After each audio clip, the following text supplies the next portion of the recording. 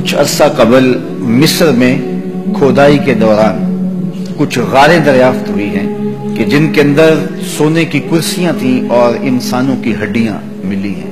تو ہم تاریخ پڑھتے ہیں تو 6 صدی عیسوی سے قبل مصر میں وہ بادشاہوں کو الگ انداز سے دفن کرتے تھے۔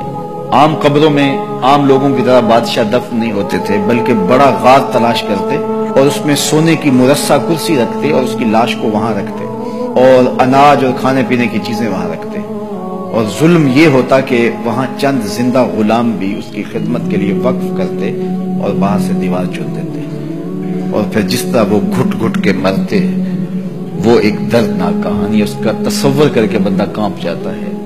یہ دنیا کے اوپر ظلم، جبر، تعدی، ناانصافی کیا کچھ ہو رہا تھا، لیکن میرے حضور آئے تو امن ہی امن، روشنی ہی روشنی، شعور ہی شعور، اجالا ہی اجالا پھیل گیا۔ کائنات کو یہ جتنی بھی روشنی ملی ہے، آج چاہے کوئی کفر کا معاشرہ بھی ہو اور اس میں آپ کو خیر کی قدریں نظر آئی ہوں، تو وہ ساری قدریں میرے حضور کی دی ہوئی ہیں۔ تو اس لیے ایک دن کا یا ایک شب کا محفل میلاد محدود نہیں رکھنا، بلکہ اپنی پوری زندگی پر محفل میلاد کو پھیلا لینا ہے۔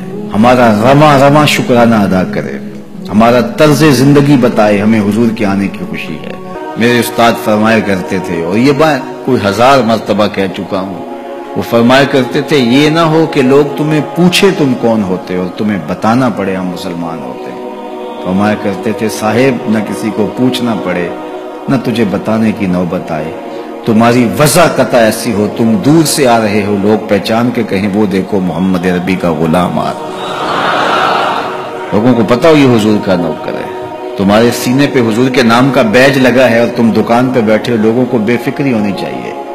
اب اس سے 2 نمبر مال نہیں مل سکتا، یہ حضور کا عاشق ہے، کیونکہ اس کے سینے پہ حضور کے نام کا بیج لگا ہوا ہے۔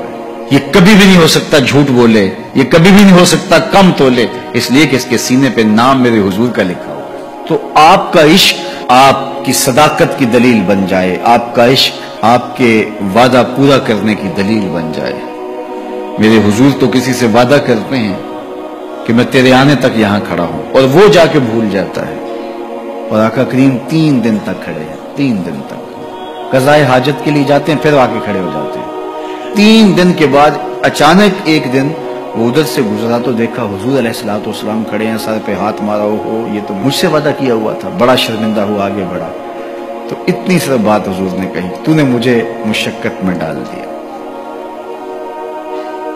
غلطی اس کی ہے، حضور نے کہا میں کھڑا ہوں اور وہ جا کے بھول گیا۔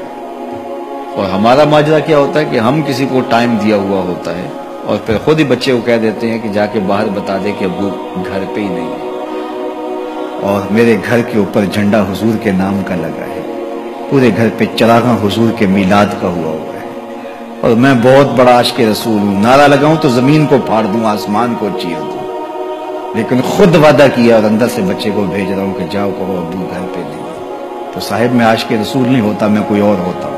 عشق وعدوں کی پابندی کا درس دیتا ہے تمہیں، تو ان کے طرز زندگی کو اختیار کریں، ان کے بتائے ہوئے طریقے کو اختیار کریں۔ دین کی بات پھیلانا صدقہ جاریہ ہے، ثواب کی نیت سے ویڈیو کو شیئر ضرور کیجیے۔ جزاک اللہ۔